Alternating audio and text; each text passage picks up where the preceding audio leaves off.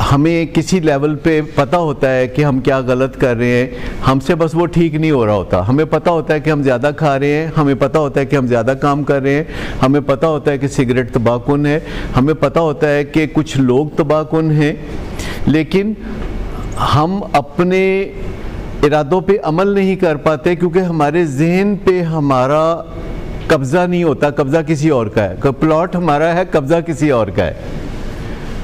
तो ये वो सिचुएशन है कि प्लॉट हमारा है, कब्ज़ा किसी और का है, और कब्ज़ा जो है वो नशे की बीमारी का है। तो कब्ज़ा छुड़ाने के लिए हम गुस्सा करेंगे तो गुस्से से कब्ज़ा नहीं छूटता, गुस्से से झगड़े होते हैं, मज़ाकरात करने पड़ते हैं, समझाना बुझाना ये खाली काफ़ी नहीं होता। हमें कहीं ना किसी लेवल पे इरादे से आगे अमल करना भी सिखाना पड़ता है। और उसमें अगर हम गुस्सा करेंगे या शेम दिलाएंगे कि एनु शर्म होए, एनु हया होए, तो इससे मसला हल नहीं होता बल्कि शेम और बढ़ जाती है। क्योंकि इंसानों की बहुत बड़ी बीमारी शेम है जो दूसरे जानदारों में नहीं होती। शेम सिर्फ इंसानों का तोरा इम्तियाज़ है, और अगर ये हया के हद तक हो तो बहुत अच्छी है, नदामत हो तो और भी अच्छी है, लेकिन अगर ये शेम की हद तक हो जाए तो फिर ये काउंटर प्रोडक्टिव हो जाती है। फिर समझे कि आँच इतनी तेज़ हो गई कि हड्डियाँ लग गई। अब देखिए दूसरे जानदार हैं, बग़ैर कपड़े के कितने शौक़ से फिरते रहते हैं, उनको कोई पता नहीं होता कुछ भी नहीं, because they don't have shame. आप बेशुमार जानवरों को देखते हैं, वो मौज मस्ती करते रहते हैं और उनको कोई एहसास नहीं होता इस चीज़ का, और वो मज़े कर रहे होते हैं, लेकिन वो तरक्की नहीं कर रहे होते। इंसान चूँकि हया करता है, नदामत महसूस करता है, तो इससे इंसान तरक्की करता है। लेकिन अगर इंसान शेम की हदों को छूने लगे तो फिर वो वापस उसकी तरक्की माकूस शुरू हो जाती है, यानी वो वापस पीछे जाना शुरू हो जाता है। और शेम कई मामलात में बहुत ज़्यादा होती है और खामखा होती है। क्या आप मुझे को बता सकते हैं कि अमूमन अभी भी गांव में अगर किसी के यहाँ बच्चा हो तो मियाँ बीवी किसी को मुंह नहीं दिखाते? पता है आपको किसी या नहीं वाक़िफ़ आप? वो इसको वो समझते हैं कि ये कोई पता नहीं शेम वाली बात है कि मतलब आखिर लोगों को पता लग गया, तो वो गायब रहते हैं काफ़ी देर, अपने माँ बाप को फेस नहीं करते, रिश्तेदारों को फेस नहीं करते। तो शहरों में चूँकि सिविलाइजेशन के साथ साथ फिर राइट एंड रॉन्ग का पता चलता जाता है। अभी आप अगर देखें तो लाहौर में शादियाँ होती हैं, स्टेज पे दूल्हा दुल्हन बैठे होते हैं तो आते ही गपशप शुरू कर देते हैं, और सुनाओ फिर क्या हाल है। मतलब अब ऐसा नहीं होता कि लड़की से मुंह लेफ़्ट साइड पे करके, लड़का मुंह राइट साइड पे करके तो बैठे हुए हैं और जाहिर कर रहे हैं कि उनको एक दूसरे से कोई सरोकार नहीं, बल्कि वो एक दूसरे से नाराज़ है, और वो दूसरों के सामने बात करना या इस तरह का वो काम नहीं करते क्योंकि उन्हें लगता है कि ये कोई शेम वाली बात है। यानी हज़ारों साल से इंसान अभी अपने इस मामले में शेम दूर नहीं कर सका, जो कि फितरत का मामला है, क्योंकि ये हम हैवानात के साथ शेयर करते हैं ये एक्टिविटी नस्ल इंसानी को आगे बढ़ाने के लिए।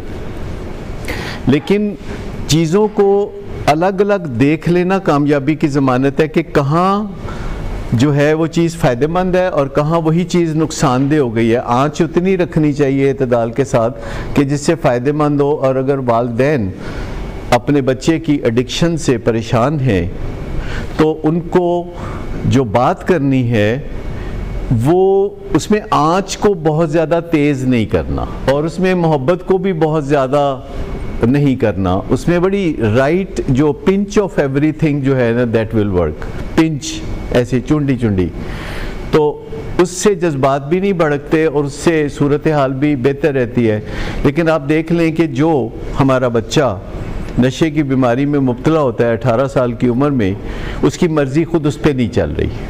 हमें उसकी बेबसियाँ नज़र आती हैं शब रोज़, और उसकी मर्ज़ी बाकी ख़ानदान पे बहुत चल रही होती है। बाकी सारा ख़ानदान तकरीबन उसकी मर्ज़ी पे चल रहा होता है। तो कब हम समझेंगे कि ये मसला हल हो गया है? कि जब उसकी मर्ज़ी उस पर चलनी शुरू हो जाए और वो ख़ानदान पे अपनी मर्ज़ियाँ ना चलाए। और ख़ानदान में भी अगर आप देखें तो 6 अफराद या 7 अफराद या 10 अफराद होंगे, तो हर बंदा उस मरीज़ से या उस पेशेंट से जो ड्रग्स की बीमारी में है मुख्तलिफ़ तरह से उसके साथ बिहेव कर रहा होता है। कोई बहुत ज़्यादा इन्वॉल्व होता है, आधी आधी रात को वो उठ के देखता है कि वो क्या कर रहा है, वो उसके ऊपर बड़ी गहरी नज़र रखता है, वो पीछे जासूसी के निज़ाम रखता है, वो अपनी ज़िंदगी रोक के उसकी ज़िंदगी के तौर तरीके देख रहा होता है। और एक दूसरा बंदा है जो कि कहता है जी मैंने कोई नहीं है गर्ज, मैं अपनी ज़िंदगी में रहता हूँ। और बीच में फिर एक वैरायटी है कि कोई थोड़ा ताल्लुक़, कोई ज़्यादा ताल्लुक़, कोई गुस्सा करता है, कोई सिर्फ प्यार करता है, कोई एक कहता है कि जी जहाँ मेरी मदद की ज़रूरत हुई तो बता देना, I can help you only in one thing, वो है ड्रग्स से निजात। लेकिन क्या आपने कभी इस चीज़ पे गौर किया है कि जिसकी मर्ज़ी खुद अपने पे नहीं चलती, उसकी मर्ज़ी फैमिली पे कैसे इतनी चलती? तो अपने आप को कन्विंस नहीं कर सकता वो कि भाई तुम छोड़ दो ना नशा, क्योंकि उसे पता होता है कि नशा बुरी चीज़ है, लेकिन अपने पे नहीं मर्ज़ी चलती, अपने फैमिली मेंबर्स पे उसकी मर्ज़ी बहुत चलती है। ये एडिक्शन का हाल मार्क भी है। आपने बिल्कुल सही बात की, आपने जो तजर्बे से सीखा, लगता है कम से कम आपने 7 साल के तजर्बे से सीखा है। मुझे यूँ लगता है कि इतनी लर्निंग जो है, अगर आप में से कोई भी बात करता है तो मैं अंदाज़ा लगा सकता हूँ कि उसकी जो लर्निंग है वो कितने अरसे के तजर्बात का निचोड़ है।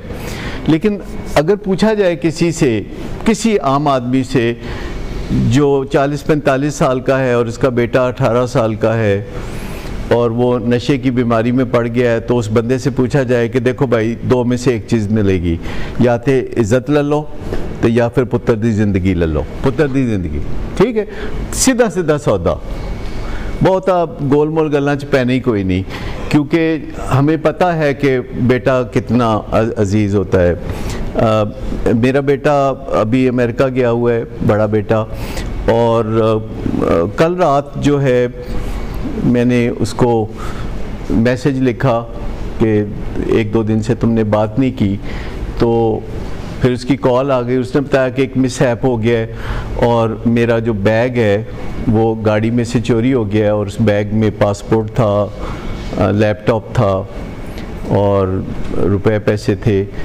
और किसी दोस्त के साथ किसी जगह खाना खाने गए रेस्टोरेंट में, और गाड़ी में बैग छोड़ के चले गए, जो कि बेसिकली गलत है, हालांकि वो बड़ा एहतियात पसंद है। तो कहते वहाँ से जब गए तो दोस्त उठ के वापस गाड़ी में गया, उसने कहा मैं परफ्यूम लगाना चाहता हूँ, दोस्त ने जिसकी गाड़ी थी, और वापसी पे वो दरवाज़ा खुला छोड़ गया। और सीसीटीवी कैमरों में आता है कि एक बंदा आता है, उसमें से बैग निकालता है, तो एक तरफ चला जाता है, फिर वो इधर जाता है, फिर उधर जाता है, सब जगह सीसीटीवी कैमरों में कवर्ड था। सो ही वॉज़ वेरी अपसेट, और वो चाह रहा था कि मतलब फ़ौरन वापस आ जाऊँ। तो मैंने कहा अगर तुम आना चाहते हो तो तुम एम्बेसी से पेपर बनवा के आ जाओ, और मैं कांटेक्ट कर देता हूँ कि तुम्हें फौरी तौर पर डॉक्यूमेंट्स मिल जाएं। वो भी यही चाह रहा था, और मुझे बड़ी तकलीफ़ थी, और मैं समझ रहा था कि वो जिस सारे काम के लिए गया हुआ था, काफ़ी बड़े प्रोजेक्ट के लिए, तो मैंने कहा छोड़ो उसको, तो तुम आ जाओ। लेकिन सुबह फिर मुझे ख्याल आया कि अगर वो काम अधूरा छोड़ के आ गया तो ये चीज़ उसके फ्यूचर के ऊपर बुरा असर डालेगी। तो सुबह मेरी बात हुई, ही वॉज़ बेटर, और मैंने उसको कहा कि मेरा ख्याल है कि तुम जल्दी ना करो वापसी की, तुम लॉस एंजल्स में हो और वहाँ से तुमने जो 2-3 और स्टेट्स में जाना है, तो वो काम तुम करके ही आना 1 हफ़्ते के बाद, और अगर तुम कहते हो तो मैं आ जाता हूँ। मैंने कहा कि तुम मुझे हिंट दो तो मैं फौरी तौर पर सब काम छोड़ के तो तुम्हारे पास आ जाता हूँ, तो इसमें कोई मसला नहीं है, और यहाँ बैठे बैठे भी मैं तुम्हारी कुछ मदद कर सकता हूँ। तो उसने कहा कि नहीं, आप अपना काम काज करते रहें और मैं अपना काम करके तो फिर वापस आऊँगा जैसे आप कह रहे हैं। तो मैं रात थोड़ा घबराया हुआ था, लेकिन आपकी बातचीत के बाद रात चूँकि मैं तकरीबन उसकी इमोशंस के साथ चल रहा था, चूँकि मैं ख़ुद भी इमोशनल था, और जो राइट थिंग टू डू थी वो मुझे पता नहीं था कि सही चीज़ क्या करने वाली है, क्योंकि अचानक एक चीज़ सामने आती है तो आपको पता नहीं होता कि क्या चीज़ सही है करने वाली, and you figure out later on कि ये चीज़ यूँ करते हैं। तो सुबह मुझे ख्याल आया कि अगर उसको मैंने इस तरह पलट के वापस बुलाया तो वो झिझक पड़ जाएगी और उसको मसले मैनेज करने नहीं आएंगे। फिर मैंने उसको बेशुमार तरीके बताए कि किस तरह तुम लोकल रेडियो स्टेशन पे जाओ, तुम किसी जर्नलिस्ट के पास जाओ और उस एरिए में अवेयरनेस स्प्रेड करो कि जिसने भी वो बैग लिया है वो उसमें से पासपोर्ट दे दे, बाकी सब कुछ बेशक रख ले, जो भी काम की चीज़ है वो रख ले, जो उसके काम की नहीं है तो वो वापस दे दे। ऐसा कई दफ़ा होता भी है कि लोग खुद वापस नहीं करते, किसी बंदे के पास, ऐसे बंदे के पास छोड़ जाते हैं ये चीज़ जो कि वापस करने वाला होता है। तो कुछ और चीज़ें बताई। वहाँ लोकल पार्लियामेंट की मेंबर एक ख़ातून है जिनको मैं जानता था कि वो पाकिस्तानी है और अमेरिकन पार्लियामेंट की मेंबर हैं। तो मैंने कहा कि उससे जाके मिलो, अच्छा उससे जाके मिलो, फलां से मिलो, एम्बेसी से मिलो, पाकिस्तान से फ़ोन कराया, कुछ किया। तो आप अपने बच्चों को ज़िम्मेदारियां निभाने का ही दर्स देते हैं, आप ये दर्स नहीं देते कि तुम्हारी ज़िम्मेदारियां मैं निभाऊंगा। आप जज्बाती तौर पर सपोर्ट करते हैं, लेकिन फिर बच्चे को आप कहते हैं कि ठीक है तुम अपनी ज़िम्मेदारियां निभा के आओ तो आई कैन वेट, बजाय इसके कि मैं कहूँ कि तुम फ़ौरन वापस आ जाओ। ये जो नशे का मसला होता है इसमें हम बहुत पॉजेसिव हो जाते हैं। हम समझते हैं कि इसको मैं किसी न किसी तरीके से संभालूं, कोई और हेल्प अवेलेबल नहीं है, और अगर किसी दूसरे को पता चला तो ये फिर बहुत बेइज्जती वाली बात हो जाएगी। और ये बेइज्जती का जो कॉन्सेप्ट है एक दफ़ा हमारे ज़हन में आ जाए तो ये बढ़ता चला जाता है। शेम एक स्पाइरल है जो कि खुद ब खुद बढ़ता चला जाता है और हम अपने आप को लिमिट करते चले जाते हैं। जो आपने आखिरकार नतीजा निकाला कि शेम में कुछ नहीं रखा, शेम से हम पार्टनर इन क्राइम बन जाते हैं। जब वो झूठ बोलता है तो हमें बुरा लगता है, पर जब हम उसके लिए झूठ बोलते हैं तो हमें क्यों नहीं बुरा लगता।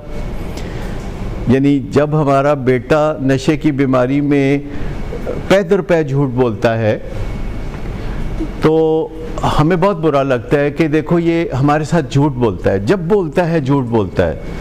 लेकिन फिर जब हम उसकी खातर या अपनी इज्जत की खातर जब झूठ बोलना शुरू करते हैं धड़ाधड़, तो उसके लिए हमारे ज़हन में एक ये तासुर होता है कि हमारा झूठ जायज़ है, उसका झूठ जायज़ नहीं है। यानी हमारा कुत्ता कुत्ता और तुम्हारा कुत्ता टॉमी, ऐसे तो नहीं होता। मुझे चूँकि दिन रात वास्ता पड़ता है कि हम बहुत डिस्क्रिमिनेटिव हैं, बहुत तअस्सुब करते हैं। मैं एक फादर के साथ काफ़ी पहले की बात है काउंसलिंग कर रहा था, तो उनको इस बात का बड़ा गिला था कि उनकी जो बहू है वो सारी कसूरवार है कि जो मेरा बेटा नशा करता है। मैंने कहा कि इसकी कोई लॉजिक, कोई इसकी वजह मुझे बता दें। उन्होंने कहा कि बहू जो है वो 3 साल उससे बड़ी है, लेकिन शादी के टाइम पे उन्होंने झूठ बोला था और कहा था कि वो छोटी है। मैंने कहा इसका नशे से क्या ताल्लुक़ है, मुझे बता दें। फिर वो कहने लगे कि मुझे झूठ से बड़ी नफ़रत है, झूठ से बड़ी नफ़रत है, झूठ से बड़ी नफ़रत है। और फिर जब बातें मैंने की तो मैंने कहा कि आपने अपने भाई को क्या बताया हुआ है अपने बेटे के बारे में? क्या आपने जब शादी की थी तो बताया था कि हमारा बेटा जो है वो हेरोइन एडिक्ट है? कहते नहीं, तो अगर मैं बताता तो फिर तो शादी ही ना होती। अब आप मुझे बता दीजिए कि दोनों में से कौन सा जुर्म बड़ा है कि एक लड़की उम्र के बारे में, लड़कियों का हक है कि वो झूठ बोले। एक लड़की जो उम्र अपनी 3 साल कम बताती है, या एक फादर जिसका बेटा हेरोइन एडिक्ट है और वो किसी को बताए बगैर उसकी शादी। असल में झूठ झूठ होता है, झूठ बड़ा या छोटा नहीं होता। मतलब झूठ सवीयर भी नहीं होता, झूठ लाइट भी नहीं होता। ये आप सब हम बनाते हैं। झूठ के लिए अंग्रेज़ी में 40 लफ्ज़ है और ये सारे फजूल हैं, एक ही लफ्ज़ है झूठ। और हम इंसान झूठ से नुकसान भी उठाते हैं, झूठ को बुरा भी समझते हैं, फिर हम झूठ बोलते भी हैं। हम सब बोलते हैं, मेरे समेत हम सब बोलते हैं। कोई ज़्यादा बोलता है, कोई कम बोलता है, लेकिन सुखी कौन रहता है? जो झूठ नहीं बोलता। ये मैं आपको बता दूं। सुखी वो रहता है, चाहे वो कोई भी हो, सुखी वो रहता है जो झूठ से या चीज़ों को प्रिटेंड करने से जान छुड़ा लेता है। सुखी वो रहता है क्योंकि झूठ का बड़ा बोझ होता है, यानी ऊँट की उतनी बड़ी कोहान नहीं होती जितनी झूठ की कोहान होती है, और ये एनर्जी को ऐसे ख़त्म करके रख देता है। और नशे की बीमारी में या किसी दूसरे घरेलू मसले में, मियाँ बीवी की लड़ाई में, या घर में बच्चा पढ़ता नहीं, यूनिवर्सिटी जाता है, घूम फिर के आ जाता है, तो ये सारे मसाइल बढ़ते हैं जब हम इसको कवर अप करना शुरू करते हैं। कवर अप कारपेट के नीचे, दीवारों के अंदर जब हम करना शुरू करते हैं तो उस बंदे की तो बिल्कुल मौजें हो जाती हैं जो पटरी से उतरा होता है। उस बंदे की तो ऐश हो जाती है कि जिसे पता होता है कि ए गल बम्ब नहीं होएगी। गल बम्ब ना होना समझ दो की चीज़ है, ए गल निकलेगी नहीं, क्योंकि बम जब कोई चीज़ होती है तो बम फटता है तो सब देखते हैं, लेकिन वो कहते हैं कि नहीं ये बात निकलेगी नहीं, खैर है। और फिर जब हमें पता होता है कि ये बात बाहर नहीं जाएगी, नंबर 1, नंबर 2 इसकी कोई सज़ा नहीं मिलेगी, तो दो चीज़ें जब इकट्ठी हो जाती हैं कि एक तो किसी को पता नहीं लगेगा, दूसरा कोई रिवॉर्ड नहीं छिनेगा, कोई सज़ा नहीं मिलेगी, तो ये किसी बंदे को वाइल्ड करने के लिए काफ़ी है। कोई मियाँ हो या बीवी हो, और अक्सर मियाँ बीवी में से कोई एक भला मानस होता है, इत्तेफाक से 2 भला मानसों को मैंने इकट्ठे कभी नहीं देखा, क्योंकि भला मानस एक रेयर कमोडिटी है। आप अंदाज़ा करें कि ईद अभी गुजरी है, आप बकरे ख़रीदने गए होंगे तो एक अच्छा बकरा आसानी से नहीं मिलता, एक अच्छा लाइफ पार्टनर कैसे आसानी से मिल सकता है। तो एक भला मानस होता है यूजुअली और दूसरा नहीं होता, लेकिन उनकी ज़िंदगी ख़राब होती रहती है फ़कत इस वजह से कि उन्होंने प्रिटेंड करना होता है कि वो बहुत अच्छे मियाँ बीवी हैं। उन्होंने इमेज बना के रखना होता है कि they are good with each other, और इसमें घाटे में वो रहता है जो भला मानस होता है, और वो इसलिए घाटे में रहता है कि वो घाटे वाले काम करता है, वो पर्दा डालता है, वो कहता है तुम फिक्र ना करो, बात 4 दीवारी के बाहर नहीं जाएगी। लेकिन आपने बड़ा एक बीच में अहम टर्म यूज़ की है कि रंग देते हैं, हम किसी चीज़ को रंग देते हैं। ख़वातीन को इसको बड़ा तजर्बा है, वो दुपट्टों को रंग कराती हैं ना, तो रंग कोई और होता है तो कोई और रंग देना होता है ताकि मैच हो सके, तो हम रंग देते हैं। हमारे लाहौर में एक टर्म इस्तेमाल होती है रंगबाजी, ये है ना एक टर्म, तो ये जो हम रंग देते हैं चीज़ों को, ये एक्चुअली रंगबाजी है। लेकिन ये रंगबाजी आती है फैमिली स्टेबिलिटी से। फैमिली स्टेबिलिटी यानी फैमिली के जो फ़िलोसॉफ़िकल नॉर्म्स हैं, जो फैमिली के अंदर ईमानियात तैर रही होती है हवा में, फैमिली के अंदर ईमानियात तैर रही होती है जो कि हमने सदियों पुरानी अपनाई होती है। हम हर चीज़ नहीं चाहते हैं, लेकिन जो ख़यालात हैं या जो पैराडाइम्स हैं या जो बिलीफ्स हैं वो हम समझते हैं कि अचार की तरह कभी भी ख़राब नहीं होते और वो चटखारेदार रहते हैं, क्योंकि वो फेमिलियर होते हैं, क्योंकि वो बाप दादा ने सिखाए होते हैं और चूँकि वो हमारे साथ के घरों में भी वो मिलते जुलते होते हैं। लेकिन अगर हम फाइंड आउट करें कि सही बात कौन सी है और गलत बात कौन सी है, तो ये ज़्यादा बेहतर है। और जो फैमिली स्टेबिलिटी है, हमें डर लगा रहता है कि अगर हमने ये जो पुराने ख़यालात हैं, फरसूदा ख़यालात हैं, अगर इनको हमने तोड़ा तो फैमिली लड़खड़ा जाएगी, बिखर जाएगी। लेकिन इन फैक्ट जब हम पुराने फरसूदा जो बुनियादें होती हैं उनको कायम रखते हैं, पिलर्स को कायम रखते हैं, तो वही इमारतें ज़्यादा ख़तरे में होती हैं जिनके नीचे जो पिलर हैं वो पुराने होते हैं। वो इमारतें बिल्कुल भी ख़तरे में नहीं होती जिनके पिलर जो हैं वो नई बुनियादों पर इस्तेमाल। देखिए अक्सर हमारे जो क्लाइंट्स हैं, यानी जो बच्चे हमारे पास आते हैं नशे की बीमारी की वजह से और काफ़ी बुरे हाल में आते हैं, काफ़ी तकलीफ़ें उठा के आते हैं, जिसे हम हिट बॉटम कहते हैं, वो तकरीबन वो होके आते हैं और उनको अपने वालिदैन से बड़े गिले शिकवे होते हैं। उनमें से कुछ गिले शिकवे जायज़ भी होते हैं, कुछ जायज़ नहीं भी होते, वो उनका परसेप्शन होता है, क्योंकि बच्चों ने वो चीज़ें अपने ख़ानदान से सीखी होती हैं कि उनका वालिदैन पे बड़ा हक़ है, वो वालिदैन से जो मांगे वालिदैन को मुहैया करना चाहिए, पैदा नहीं सी कीता या इस तरह की बातें, वो उनकी गलतियां निकालते हैं। तो उनकी तसल्ली के लिए मैं अक्सर कहता होता हूँ कि आजकल वालिदैन मार्केट में ठीक नहीं आ रहे हैं, तो आप फिक्र ना करें, यानी वालिदैन मार्केट में ठीक नहीं आ रहे हैं। कुछ थोड़ा बहुत गिला शिकवा तो बनता है बच्चों का, लेकिन मैं आपको बताऊं कि उनकी नीयतें बहुत अच्छी होती हैं और ज़्यादा आप इस चीज़ पे फिक्र ना करें, रिलैक्स हो जाएं, घबराने की कोई ज़रूरत नहीं है। ये सब पिछली हुकूमतों का किया दर है, तो अब मामलात बहुत जल्दी ठीक हो जाएंगे। साइंस जो है वो उन चीज़ों पे काम करना पसंद करती है जिनके आगे कामयाबी है। जिन चीज़ों के आगे कामयाबी नहीं है, साइंस उसको दाएं बाएं छोड़ती चली जाती है। मिसाल के तौर पर देखिए, आप डायबिटीज़ है तो पहले डायबिटीज़ के लिए गोलियां नहीं होती थी, इंसुलिन नहीं होती थी, साइंस ने डायबिटीज़ के इलाज के लिए गोलियां और टीके बनाए।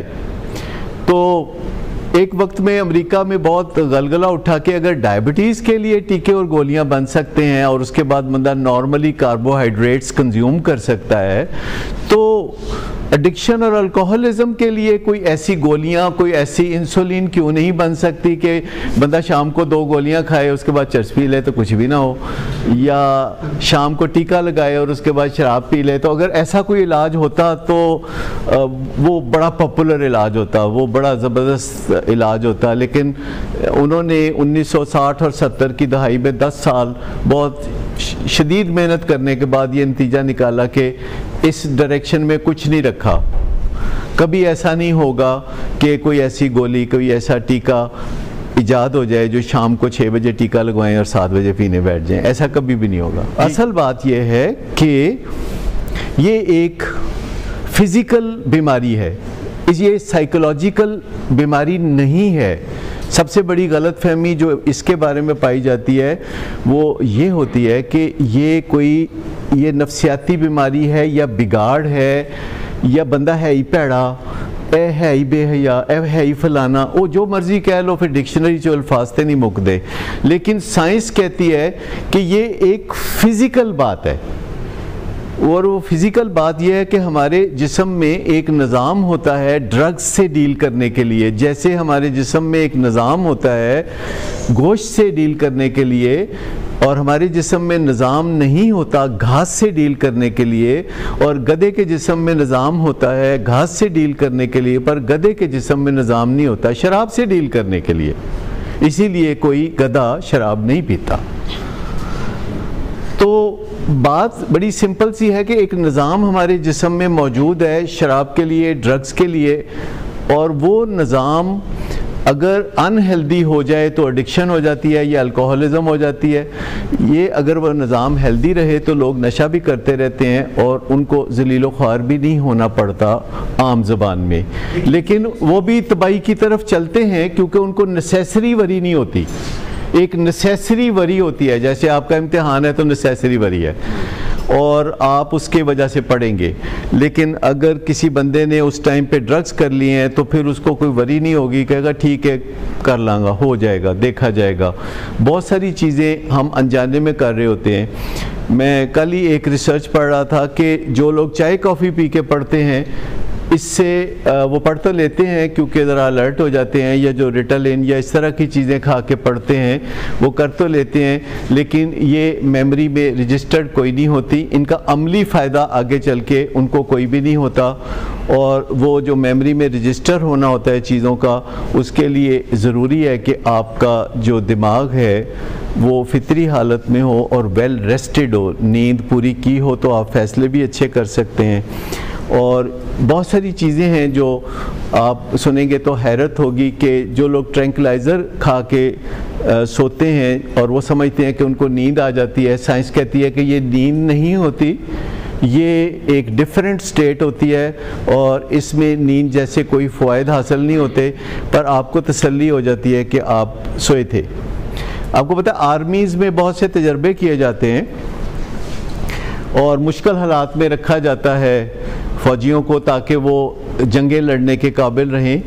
तो नॉर्वे की आर्मी में एक रिचुअल है उनका कि वो अपने कैडेट्स को 4-4, 5-5 दिन जगा के फिर उनकी कारकर्दगी देखते हैं और वो कई तरीक़ों से देखते हैं कि उसके बाद वो जो फायरिंग कैसे करते हैं या टारगेट को कैसे हिट करते हैं।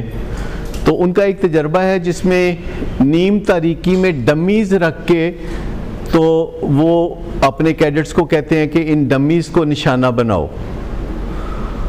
तो उन्होंने कैडेट्स पे तजर्बा किया 40 कैडेट्स पे, जिसमें उन्होंने उनको 4 दिन नींद के बगैर रखा, 5वें दिन भी नींद के बगैर रखा और उसके बाद उनको ऐसी जगह ले गए जंगल में जहां वो डमीज़ रखी थी नीम तारीकी में और उनको कहा कि इन डमीज़ को आपने इतने फासले से हिट करना है। और फाइनल मोमेंट पे उन्होंने डमीज़ की जगह रियल इंसानों को बिठा दिया जो कि बैठ के खड़े हो गए, चलते फिरते नज़र आ रहे थे और उनकी राइफ़लों में से जो एमुनिशन है और जो फायरिंग मैकेनिज़्म है वो निकाल दिया और ऐसा माहौल बनाया कि जो फायरिंग करने वाला है वो समझे कि वो फायर करेगा तो गोली निकलेगी और उसको लगेगी और सामने डमी की बजाय असल बंदा। तो आपको मैं बताऊं कि नतीजा देख के मैं हैरान रह गया कि 40 में से 26 लोगों ने चलते फिरते लोगों पे मुसलसल फायर करने की भी कोशिश की, फ़कत इस वजह से कि वो नींद पूरी नहीं कर सके थे, तो वो अंदाज़ा ना लगा सके कि ये लोग चलते फिरते जो हैं ये डमीज़ हैं या रियल इंसान है। जबकि एक आम इंसान जिसने नींद पूरी की हो वो बहुत आसानी से पता चला सकता है कि कोई बंदा जो है वो रियल है या डमी है। आप देखिए कि जब बंदे ने अल्कोहल ली होती है तो बाज़ औक़ात कोई करीब से बंदा गुजरता है तो वो उसको हैरान होकर देखता है और पहचानने की कोशिश करता है। कोई आवाज़ जो अच्छी भली दूसरे लोग सुन रहे होते हैं तो वो सुनने की कोशिश करता है। ये एक मुहावराती बीमारी नहीं है जिसको हम एडिक्शन कहते हैं या अल्कोहलिज़म कहते हैं। ये एक कॉस्मेटिक लफ्ज़ नहीं है कि ये एक बीमारी है, ये सचमुच एक बीमारी है जो डायबिटीज़ से करीब तरीन बीमारी है। जैसे डायबिटीज़ में कार्बोहाइड्रेट्स या शुगर या ग़िज़ाओं का निज़ाम बिगड़ जाता है और उसके बाद शुगर अप हो जाती है और एनर्जी डाउन हो जाती है और इंसान को डिप्रेशन और दीगर बहुत सारी कैफियत भी महसूस होती हैं। तो ये मेटाबॉलिक बीमारी है। हाँ, इसमें थोड़ा एडिड डिसएडवांटेज ये है कि ये बीमारी इंसान को बदनाम भी करती है, ये बीमारी इंसान से झूठ भी बुलाती है। और मैं आपको बताऊं कि डायबिटीज़ की बीमारी भी इंसान से झूठ बुलवाती है, दिल की बीमारी भी इंसान से झूठ बुलवाती है, उसी तरह जैसे कि नशे की बीमारी झूठ बुलवाती है। और ये बीमारी भी जीन्स में होती है। जीन्स में होने का मतलब ये नहीं कि नशा करने का इरादा जीन्स में होता है, नशा करने का इरादा माहौल में होता है जब कोई भला मानस आपको कहता है कर लो। लेकिन ये बात जीन्स में होती है कि अगर कोई बंदा नशा करना शुरू करेगा तो आगे जाके ये निज़ाम का भट्टा बैठ जाएगा। यानी कुछ लोगों में नशे की बीमारी के हवाले से जो जिस्म में निज़ाम होता है वो पायदार नहीं होता, वो भट्टा बैठ जाता है और ये उनकी जेनेटिक वीकनेस होती है। जैसे कुछ ख़ानदानों में दिल के बारे में जेनेटिक वीकनेसेस होती हैं, कुछ ख़ानदानों में जोड़ों की दर्दों के बारे में जीन्स होती हैं। और जो जीन्स हैं वो ज़रूरी नहीं कि फ्लरिश करें। अगर कोई बंदा जिसके अंदर जीन्स हैं नशे की बीमारी की, वो नशा ही नहीं करता तो फिर जीन्स सोई पड़ी रहेंगी। फिर जीन्स, पहली बात ये कि नोबडी नोज़ इट कि आपकी जीन्स की स्ट्रेंथ क्या है। इतनी अभी तरक्की नहीं हुई कि पता चलाया जा सके पहले कि अगर मैं शराब पीऊँगा तो मैं अल्कोहलिक बनूँगा। ये पीने से ही पता चलेगा। इसीलिए हम कहते हैं कि आम का अचार तो बन सकता है पर अचार का आम फिर नहीं बन सकता। ये एक वन वे रूट है, जो कोई भी बंदा अगर इस रूट पे जाएगा तो वो 10% रिस्क लेगा, क्योंकि ऑन एवरेज 10% इम्कान आते हैं कि 10 बंदे आज लाहौर में शराब का आगाज़ करेंगे तो 10 में से एक है जो असली और बड़ा अल्कोहलिक बनेगा। बाकी जो हैं उनमें से एक आध को थोड़े बहुत मसाइल होंगे और बाकी मौज करते रहेंगे और उनको कुछ नुकसानात होंगे, मसलन उनकी वैल्यूज़ कॉम्प्रोमाइज़ हो जाएगी, उनको कई गलत चीज़ें गलत नहीं लगेंगी, उनको कई गलत चीज़ें सही लगना शुरू हो जाएंगी, कई गलत चीज़ों के लिए जो हौसला नहीं था तो हौसला पैदा हो जाएगा, क्योंकि शराब या नशे या ट्रैंक्विलाइज़र ये आपकी झिझक को खोलते हैं और अगर आपने किसी से बदतमीज़ी नहीं करनी तो फिर ये कहते करो करो चलो आगे बढ़ो, कुछ नहीं होता।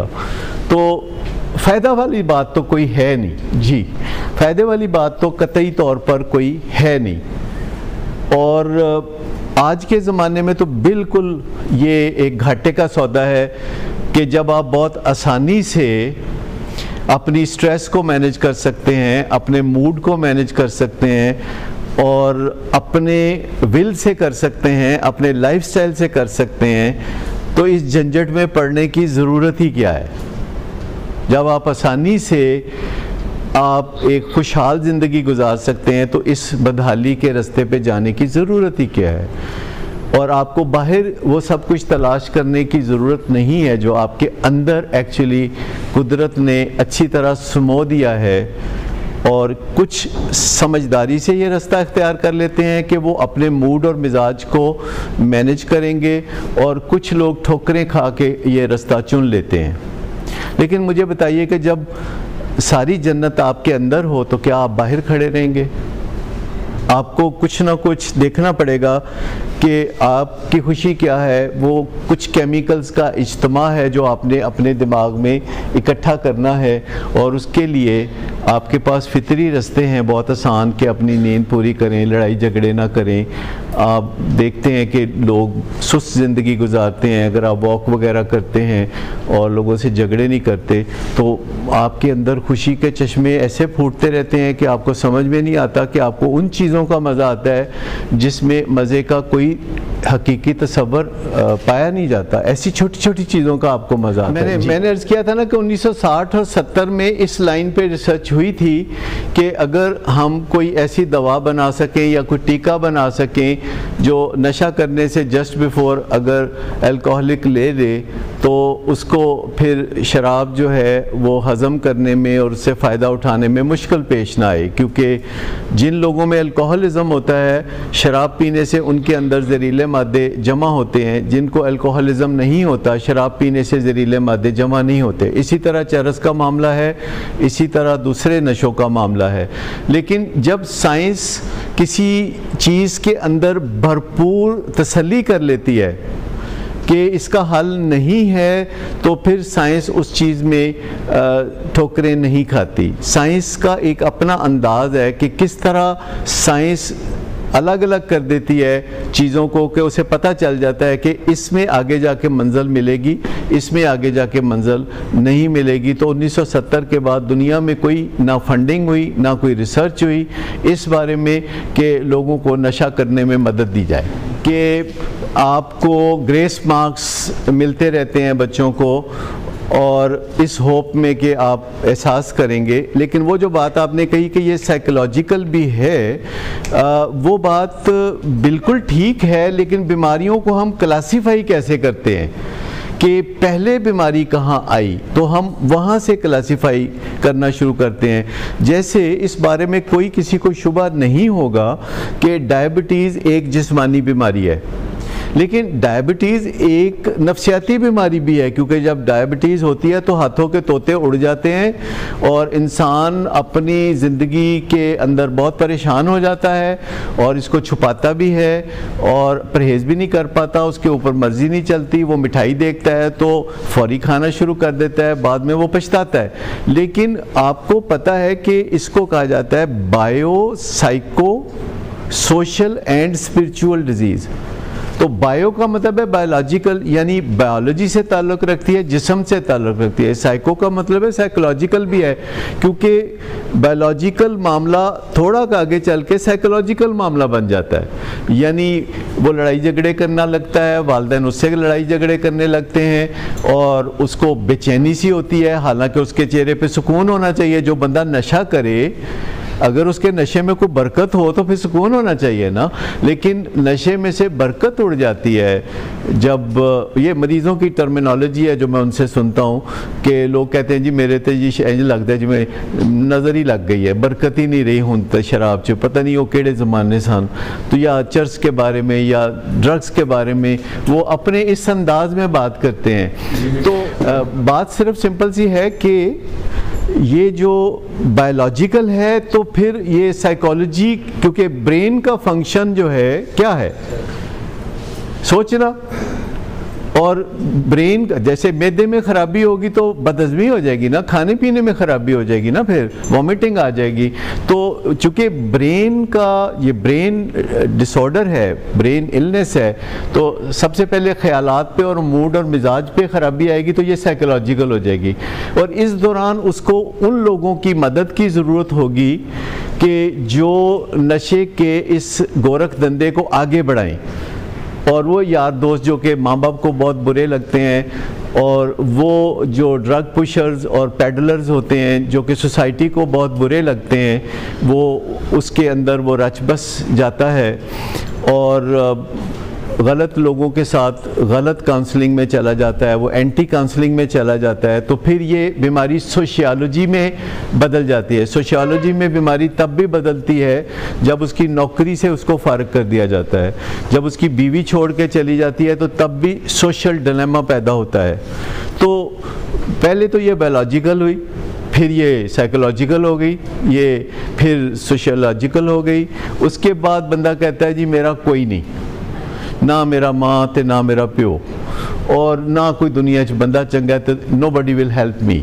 डीप डाउन एक ज़हन में ख्याल आता है कि there is nobody who can help me, और वो अकेला रोता भी है और वो बहुत पछताता भी है। फिर वो दुनिया के सामने तो सच बात नहीं करता, पर उसके अंदर कभी कभी ये ख्याल आता है कि वो अकेला रह गया है। तो ये फिर बीमारी स्पिरिचुअल शक्ल इख्तियार कर जाती है कि ना उसकी मर्ज़ी खुद उस पर चलती है, दूसरों से वो मदद नहीं मांगता और वो अल्लाह से भी मदद नहीं मांगता।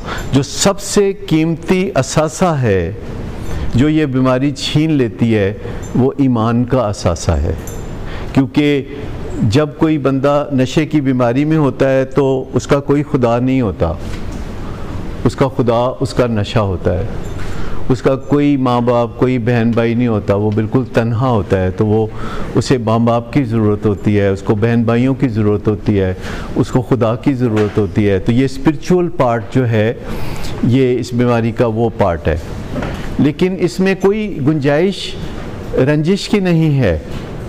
जैसे कि मुझे थोड़े आप रंजीदा लग रहे हैं, ऑब्वियसली आप तंग हैं तो रंजीदा लग रहे हैं, लेकिन मैं आपको बताऊं कि सच्ची बात यह है कि हमारे बच्चे का भी नशे की बीमारी में फंसने में कसूर कोई नहीं है, लेकिन नशे की बीमारी से निकलना उसकी ज़िम्मेदारी है। ये सिंपल सी बात है, हम कसूर नहीं ढूंढ रहे हैं। अगर हम कसूर ढूंढना शुरू हो गए तो बात दूर निकल जाएगी। आप अब यूँ समझे ना कि ही इज़ पोसेस्ड। ये कोई नया कॉन्सेप्ट नहीं है कि जो भूत सवार हो जाता है सर पे। तो आप यूँ समझे कि नशे की बीमारी एक भूत की तरह सवार हो जाती है, एक्चुअल केमिकल चेंजेस उसके अंदर आ जाती हैं, और वो जो बातें कर रहा होता है वो एक बहुत ज़बरदस्त फार्मूला है जिसके तहत वो सरवाइव कर रहा होता है। और वो फार्मूला उसका ये होता है कि सब तुहाडा कसूर है, तुसी बचपन च ए नहीं किया या ए किया, या आपने मेरे लिए ये नहीं किया या वो नहीं किया, यू आर गिल्टी।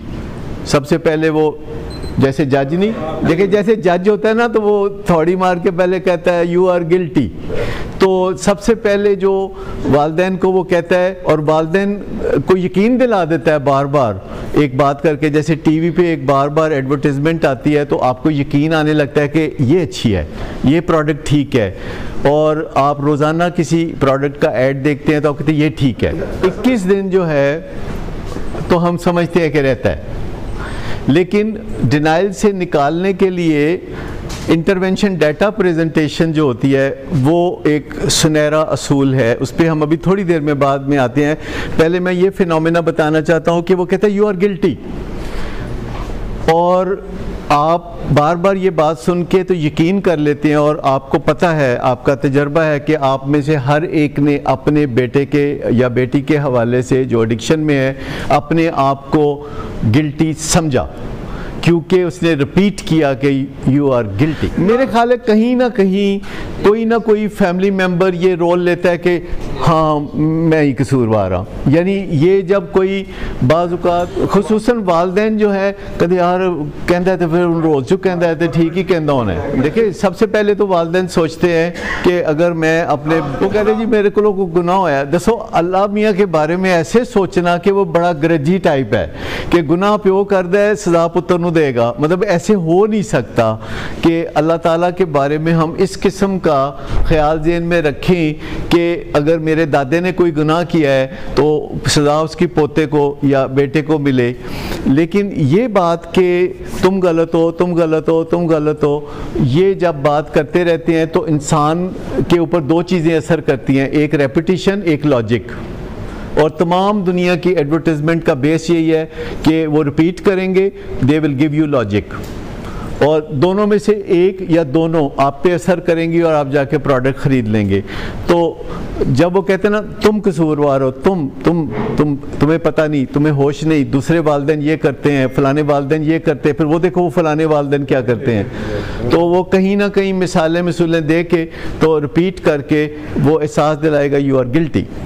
और उसके बाद आप काफ़ी ठंडे हो जाते हैं और आप कहते हो हो मेरा ही कसूर है, और फिर वो कहते हैं देखो मुझे देखो, आई एम द विक्टिम। मेरे जैसे अब एमए कर चुके हुए हैं, उनके दो बच्चे हैं, वो डिप्टी कमिश्नर लगे हुए हैं, तो लुक एट मी। तो आप ओह पहले हम गिल्टी थे, अब ये हमारे सामने मुद्दा है पूरा।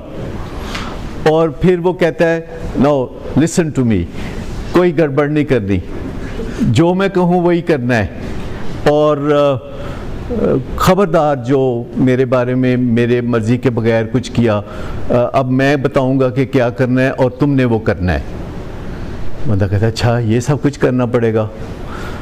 और फिर साथ ही वो एक चौथा ज़बरदस्त जिसे कहते हैं ना वो असला मार्केट में लेके आता है। वो कहता है वैसे मैं अगले महीने छड़ देना नशा, अगले महीने मैं पिंड जाना है, उत्थे मैं फुफी दे घर रहांगा, खेतां च आज़ाद फिरांगा घोड़े दे नाल, और या मैं हॉलैंड जाऊंगा, मैं स्विट्ज़रलैंड जाऊंगा और वहाँ जाके मैं नशा छोड़ दूँ। आखिर ओके मैं गिल्टी, तुम विक्टिम, मैं कुछ भी नहीं करूँगा, तुमने नशा जो छोड़ देना है। अब this is a lethal formula, lethal, क्योंकि ये चौथा जो है ना हरबा, उसके बाद तो चारों शाने चित्त हो जाता है अब्बा। तो असल में समझने की ज़रूरत है, हर एडिक्ट यही करेगा कि ये एक नंबर, तुम गिल्टी, मैं victim, don't do anything, just freeze, और अगले महीने में छोड़ दूंगा। और फिर पांचवा भी एक आता है, कहता है अच्छा को पैसे ते दो, को वोकेशन ते मैं चला जाऊँ, मेरा ज़हन खुला होए, बर्गर ते खुआओ। फिर वो कहता है तुसी इंज करो ना, आई हेट यू, मैं तुहाडे नाल रहना नहीं चाहता, तुसी मैनू एक फ्लैट लै दिओ, उन्होंने मेनटेन करो, तुसी सफाई लिए बंदा भेजा करो, 3 टाइम खाना भेजा करो, मैं उत्थे रवांगा, तो मैं उत्थे रह के तो फिर मैं नशा छड़ दिया। उससे ताबेदारी जाहिर होती है ना कि भाई आपसे पूछ के मैं मरी चला जाऊँ, आप कहते हैं चले जाओ, तो वो कहते नहीं मैं लाहौर जाना चाहता हूँ, और फिर जाता है, मरी मज़ा बड़ा आता है। मतलब आखिर आप भी तो लड़के रहे होंगे ना, नहीं पर मज़ा बड़ा आता है ना। देखिए जब हम बगावत करते हैं, आपको पता है बगावत जितने तारीख में बागी हैं कितना उनका ऊंचा नाम होता है, तो वो जो मज़ा है ना उसको भी समझने की कोशिश करें कि लेफ़्ट इंडिकेटर दे के राइट में मुड़ जाना, सारे बंदे परेशान कर। तो मैं आपको बता रहा हूँ कि ये बातें पता चलती हैं बाद में, जब आप माँ बाप बनते हैं। जब आप माँ बाप जब तक नहीं बनते आपको नहीं पता होता कि माँ बाप क्या होते हैं। आपकी आंखें अल्लाह ने बनाई हैं फ्रंट पे, तो आप आगे देखते हैं, आप पीछे नहीं देखते मुड़ के। तो ये तो जितनी जल्दी मैं समझता हूँ कि बंदा माँ बाप बन जाए तो उसको थोड़ी थोड़ी समझ में आने लगती है कि अच्छा जरा मैनू तकलीफ होंदी है ना मेरे माँ बाप नूं भी होंदी सी। तो अल्लाह ने अपना एक निज़ाम बनाया है, बड़ा खूबसूरत निज़ाम बनाया है, और ये एक बीमारी है जिससे कि जब हम निकलते हैं तो यकीन करें कि ये वाहिद बीमारी है दुनिया की जिसमें से जब हम निकलते हैं तो हम बहुत नफ्स मुतमिन और आला इंसान होते हैं। मैं आपको बताऊं कि जब आप दिल में 2 स्टेंट डलवा के निकलते हैं तो आप कोई आला इंसान नहीं बनते, बल्कि आप बहुत खुद चल हो जाते हैं कि हुन मैं बस मेरी बोनस ते ज़िंदगी जा रही है तो मैं फलाना ते टमकाना। उसके अंदर वो जज्बे ज़बरदस्त दूसरे इंसानों के लिए नहीं उभरते। डायबिटीज़ से रिकवर हों, मलेरिया से रिकवर हों, टीबी से रिकवर हों, आप आला दर्जे के इंसान इस वजह से नहीं बनेंगे कि आप किसी बीमारी से रिकवर हुए हैं। पर सारी दुनिया की साइंस कहती है कि जो बंदा नशे की बीमारी से रिकवर होता है उसके लिए आप स्टैंप लगा के कह सकते हैं कि वो आला इंसान बन चुका है, यानी उसको किसी सर्टिफिकेट की ज़रूरत नहीं है। साइंस कह रही है कि जो बंदा नशे की बीमारी से निकल जाता है तो साइंस उस पर स्टैंप लगा देती है कि वो एक आला इंसान बन चुका है, क्योंकि आला इंसान बने बगैर नशे की बीमारी में से निकलना बहुत तकलीफ़ दे काम है। कुछ लोग ऐसा ट्राई करते हैं पर सड़ते रहते हैं, कुड़ते रहते हैं, नफ्से मुतमिन नहीं बनते। नशा छोड़ने और नफ्से मुतमिन बनने में बड़ा गहरा रब्त है कि आप नशा छोड़ें तो आपको ठंड रहे, आप कूल हों। अगर आप नशा छोड़ के तो अभी सड़ कुड़ रहे हैं तो इसका मतलब है कि भी आप कच्चे पक्के हैं, अभी आपको बहुत मंजिलें तय करनी है, क्योंकि नशा छोड़ के रिकवरी में जाना ये जन्नत की हवाओं का मज़ा लेने के बराबर है कि आपको कोई किसी किस्म की जहन में खुरक ही नहीं है, आप हर लम्हे को एंजॉय कर रहे हैं, जो लम्हा मौजूद है उसको आप एंजॉय कर रहे हैं। आप देख लीजिए आज भी लोग पैदल चल के, अगर पैदल चल के अमेरिका जाएंगे तो बहुत ज़्यादा वक्त लगेगा, लेकिन अगर आप हवाई जहाज़ में जाएंगे तो 14 घंटे लगेंगे। और डिपेंड करता है कि आप कितनी एफर्ट करते हैं, कितनी तलब है, कितनी पैशन है, और आप किस स्ट्रक्चर में है। स्ट्रक्चर में होना, क्योंकि किसी आप देखिए ट्रेन में बैठे होते हैं, आप कुछ भी नहीं कर रहे होते, ये इट्स लाइक ए ट्रेन कि ट्रेन में आप बैठे हैं, आप कुछ भी नहीं कर रहे होते और आपका सफ़र तय हो रहा होता है। ये आपके पास हमेशा ऑप्शन होती है कि अगर कोई बंदा खाम खा आपकी ज़िंदगी में घुस रहा है तो आप उसे ज़रा साइड पे कर दीजिए। तो अगर आप डिलीट एंड ब्लॉक करने का वादा करते हैं तो यकीनी तौर पर, और साथ ही बात यह है कि मोबाइल या स्मार्टफोन अगर आप अपनी ज़िंदगी को एलिवेट करने के लिए लेना चाहते हैं तो बिस्मिल्लाह, क्योंकि ये अब हमारी मॉडर्न ज़िंदगी का हिस्सा है और इससे बड़ी अनकॉन्शियस लर्निंग होती है। अचानक कोई चीज़ सामने आ जाती है तो उससे हम कुछ सीखना शुरू कर देते हैं, और हम सब इसी तरीके से चीज़ों को अब सीख रहे हैं जिसे हम अनकॉन्शियस लर्निंग कहते हैं। जैसे अभी ये हॉल है तो यहाँ अनकॉन्शियस लर्निंग हो रही होती है। जब आप 1 to 1 मेरे कमरे में बैठे होते हैं तो उसमें कॉन्शियस लर्निंग होती है। आप में से कोई बता सकता है कि which one is better? Unconscious, क्योंकि ये डीप डाउन ऐसी जगह चली जाती है कि वहाँ से एक्शन उभरता है। कॉन्शियस लर्निंग से याद रखें कभी एक्शन नहीं उभरता, एक्शन हमेशा उभरता है अनकॉन्शियस में। जब चीज़ें सिंक कर जाती हैं, नीचे सिंक कर जाती हैं चीज़ें, तो फिर वहाँ से एक्शन उभरता है। और ये जो अनकॉन्शियस लर्निंग होती है ये बड़ी फास्ट होती है। ये आप देखिए कि कोई भी जो नया पार्टिसिपेंट आता है यहाँ पे, वो बड़ी तेज़ी से वही अंदाज़ इख्तियार कर लेता है जो बाकी लोगों का होता है। तो यही मकसद है कि यहाँ हम जब बात करते हैं अनकॉन्शियस लर्निंग की तरफ जाते हैं तो ये एक रियल एलिमेंट है, लेकिन ये बड़ा रेयर भी है। मैं आपको बताऊं कि अगर आप गूगल पे या यूट्यूब पे या जहाँ कहीं भी जाके आप देखेंगे तो आपको हसरत मिलेगी ऐसे सेशन की बहुत सारे ट्रीटमेंट सेंटर्स में, पर ऐसा कोई ट्रीटमेंट सेंटर अपनी वेबसाइट पर नहीं बताएगा कि यहाँ ऐसा सेशन होता है जिसमें कल जो पेशेंट आया वो भी बैठा है, आज जो वालिदैन में से आया पहले दिन ही वो भी बैठा है, और किसी को किसी से बात करने से रोका नहीं जाता, बल्कि लोगों को लोगों से मिलाया जाता है कि यार पूछ लो इन्हां दा तजर्बा कैसा है। क्योंकि जो हाल मार्क है ग्रेजुअली मैच्योर होते होते 41 साल में, वो है ऑनेस्टी एंड ट्रांसपेरेंसी। तो वो ये फेसबुक वाले जो हैं ये अभी मैच्योर होना बाकी है, इनके लिए ये काफ़ी पुट्ठे पुट्ठे काम भी करते हैं, लोगों के जाली अकाउंट भी चलने देते हैं और गलत बातें भी चलने देते हैं, लेकिन और 5-10 साल में ये मैच्योर हो जाएगा फेसबुक, और वो किसी गलत आदमी को फेसबुक पे बर्दाश्त नहीं करेंगे। अभी भी रोज़ाना हज़ारों अकाउंट्स जो हैं फेसबुक के पे वो क्लोज़ कर रहे होते हैं और दोनों रस्तों पे चल रहे हैं कि नए लोगों को ऐड भी कर रहे हैं, पुराने लोगों को स्क्रूटनाइज भी करते हैं। मैं आपको बताऊं कि आप भी ऐसा कर सकते हैं। जैसे मेरे कोई तकरीबन 4800 फ्रेंड्स हैं फेसबुक पे और मेरा स्टाफ बैठा होता है, तो वो रोज़ाना उनमें से 50 को माइनस कर रहा होता है कि जिनके पीछे जाके वो 2-2, 3-3 साल का रिकॉर्ड देखते हैं कि ये बंदे कैसे हैं, ये क्या करते हैं, ये गड़बड़ करते हैं कि ये ठीक हैं, तो रोज़ के 50 लोगों को वो डिलीट कर देते हैं और मैं ऐड करी जाता हूँ, वो डिलीट करी जाते हैं। तो आहिस्ता आहिस्ता जो मेरी फ्रेंड लिस्ट है वो कारआमद लोगों से भरती चली जा रही है, और फिर ना सिर्फ वो मेरी फ्रेंड लिस्ट में है बल्कि मेरे न्यूज़ फीड में उनके इरशादात आलिया भी आते हैं, और जैसा बंदा मेरे फ्रेंड लिस्ट में होगा वैसे ख्यालात वो उसमें आ जाएंगे। अभी कल परसों किसी फ्रेंड ने एक पोस्ट लगाई हुई थी, वो मुझे बहुत अच्छी लगी। उसमें लिखा हुआ था, अटेंशन डॉक्टर्स, कि अगर कोई जज आपके पास इलाज कराने आए तो उसका इलाज करने की बजाय उसको डेट दे दे। तो एक ऐसी एक तंज़ो मज़ाह में एक हल्का सा वो इशारा था कि जज डेट बड़ी डाल देते हैं, डेट पे डेट, तो उससे लोगों को काफ़ी कोफ्त होती है।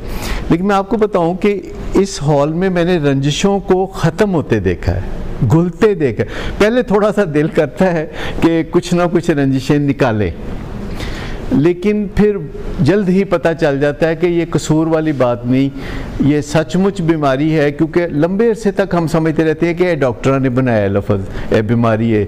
मतलब कई दफ़ा ऐसा, आप में से कभी किसी ने सोचा कि ये बीमारी कह के इन्होंने अपना काम शुरू किया हुआ है? अच्छा, लेकिन जो वक्त गुजरता जाता है पता चलता है कि ये कोई रस्मन हम इसको बीमारी नहीं कहते, ये बिल्कुल कंपेरेबल है करीब तरीन डायबिटीज़ के साथ। इसी वजह से आपने देखा है कि ये हमारा डायबिटीज़ का हॉस्पिटल है और साथ अल्कोहलिज्म है और मर्ज हुए हैं दोनों।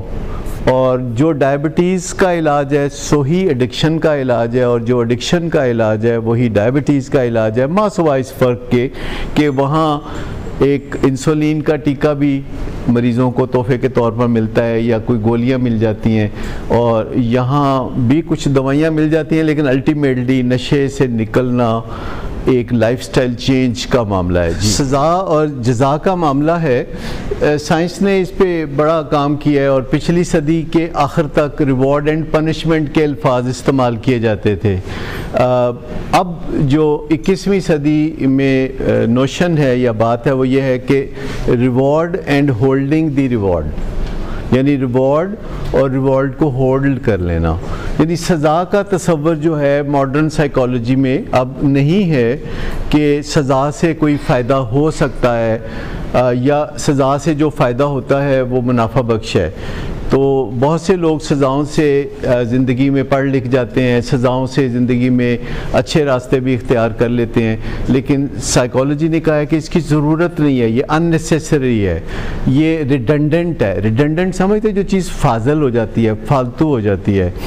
और सज़ा का कोई ऐसा ख़ास फ़ायदा अब नहीं समझा जाता, बल्कि ये समझा जाता है कि आप जज़ा यानी इनाम, और इनाम को रोक के इंतज़ार का कह के या सब्र करने का कह के आप इनाम को रोकते हैं, और गुस्से का निशाना भी दूसरों को नहीं बनाते, क्योंकि ये भी एक सज़ा होती है। और मैं आपको बताऊं कि जब तक हम गुस्से को छोड़ते नहीं तब तक हमें लगता है ये बहुत ज़रूरी है, और जब हम समझते हैं कि ये ज़रूरी नहीं है तो हम इसे छोड़ देते हैं। लेकिन ये आपको पता ही होगा कि गुस्सा हराम होता है, और वो मुहावरतन हराम नहीं होता। चीज़ें या तो हराम होती हैं या हराम नहीं होती। ऐसा नहीं है कि गुस्सा ज़्यादा या कम हराम है, या शिरक ज़्यादा या कम हराम है, या शराब ज़्यादा या कम हराम है। और ये जो हराम चीज़ें होती हैं ये हराम होती हैं, इनमें हम कम या ज़्यादा की जो इख्तरा लगाते हैं वो हमारी अपनी सोच है। और गुस्सा एक ऐसी चीज़ है जिसके लिए हम बहुत बहाने मुहैया करते हैं, कहते हैं फ़लाना वैसे तो गुस्से दा सूर है लेकिन है बड़ा चंगा, दिल दा बड़ा चंगा है। मतलब ये खाम खा हम एक उसकी दुम लगा देते हैं कि गुस्से वाला पर है बहुत अच्छा, दिल दा साफ़ है और अपना उड़ेल देता है जो कुछ भी है। लेकिन असल चीज़ है कम्युनिकेशन स्किल कि आप बात कैसे करते हैं। और बात करना जब हमें आ जाता है तो फिर गुस्सा खुद ब खुद नीचे जाना शुरू हो जाता है। और बाज़ औक़ात ऐसे लोगों पे दूसरे लोगों को बड़ा गुस्सा आता है कि इनको गुस्सा क्यों नहीं आता। तो ये जब दर्जा आप इख्तियार कर लेते हैं तो समझें कि आपका नफ्स अंदर से पूरी तरह मुतमिन हो जाता है, जब आप गुस्से की बजाय फ़हम व फ़रासत से मामलात को हल करना चाहते हैं। लेकिन अगर आपको इससे कोई फ़ायदा हो सकता है कि गुस्सा हराम होता है और इसमें कोई और दलील की फिर ज़रूरत बाकी नहीं रहती।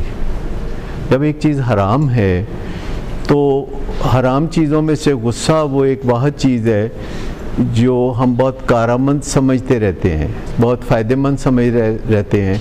और गुस्सा ज़्यादातर हम उन लोगों से करते हैं जिनका हमारे साथ बहुत करीबी ताल्लुक़ होता है, जो हमारे दिल में बसते हैं, उनसे हम गुस्सा करते हैं। यानी जितना कोई दूर का कोई बंदा होता है या जिससे हमारा कोई रिश्ता नाता नहीं होता, उस पर हमें कोई ख़ास गुस्सा नहीं आता, मोहब्बत भी नहीं आती, क्योंकि वो बिल्कुल उफ़क़ के उस पार होता है। कई दफ़ा कहते हैं कि गुस्से की भी आंखें होती हैं और वो ताकतवर के सामने नहीं आता। मसलन अगर लास्ट टाइम कभी किसी पहलवान पे गुस्सा आया हो आपको, या किसी बॉक्सर पे गुस्सा आया हो, और गुस्सा हमें आता है जहाँ तहफ़्फ़ुज़ का एक एहसास होता है।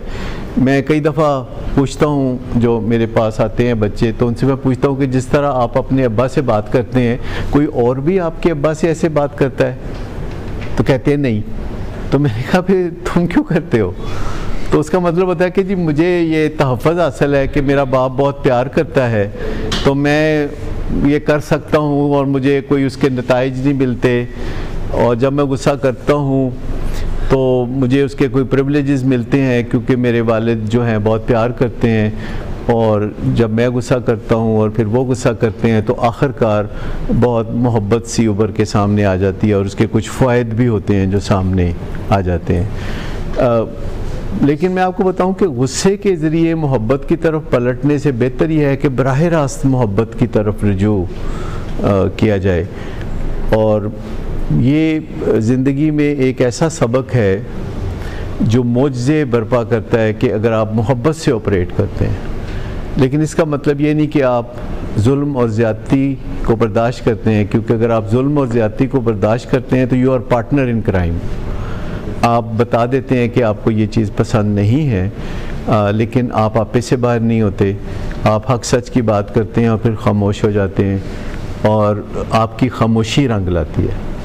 लोगों का शोर गोगा वो नताइज पैदा नहीं करता जो आपकी खामोशी नताइज पैदा करती है।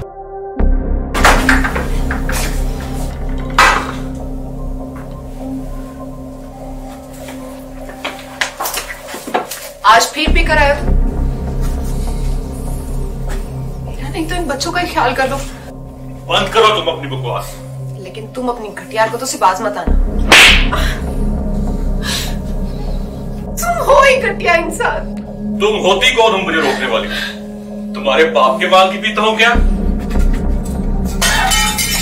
शराब नोशी की वजह किरदार की खराबी नहीं, मूड की खराबी है। शराब नोशी कभी भी नशे की बीमारी में बदल सकती है। नशे की बीमारी हर स्टेज पर काबिले इलाज है। मदद हासिल कीजिए, क्योंकि वो ऐसा नहीं करेगा। विलिंग वेज से मदद हासिल कीजिए, कहीं से भी मदद हासिल कीजिए, लेकिन फौरी मदद हासिल कीजिए। जिस मुआवजे के इंतजार में आपने बहुत देर कर दी, अब वो दस्तक दे रहा है।